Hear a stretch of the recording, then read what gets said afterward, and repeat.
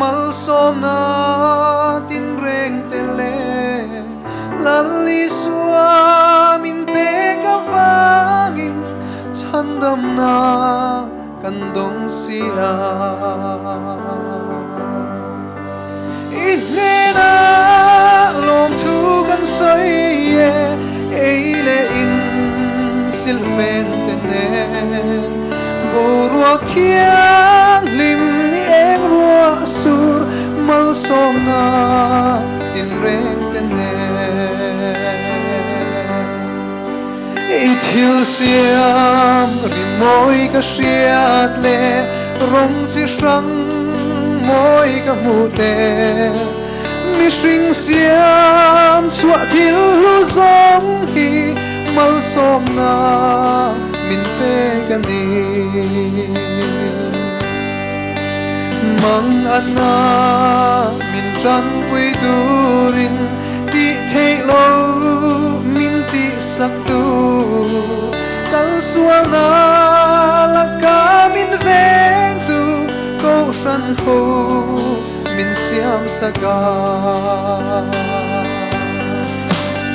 inena lawmthu kan soi eile in silfen tenen boruak thiang lim ni eng rua sur mal som na tin reng tenen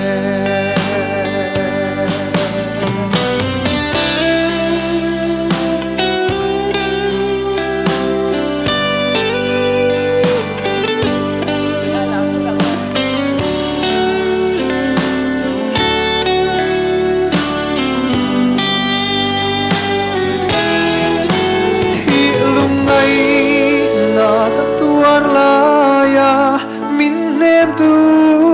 then rual tene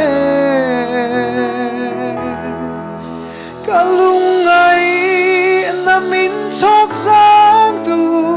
mangai tu min siam saka o lalpa lawmthu kan hrilh che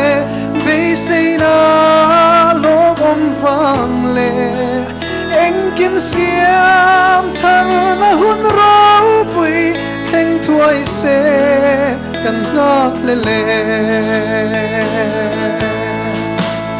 inena lawmthu kan soi eile in silfen tenen boruak thiang lim ni eng rua sur mal som na tin reng tenen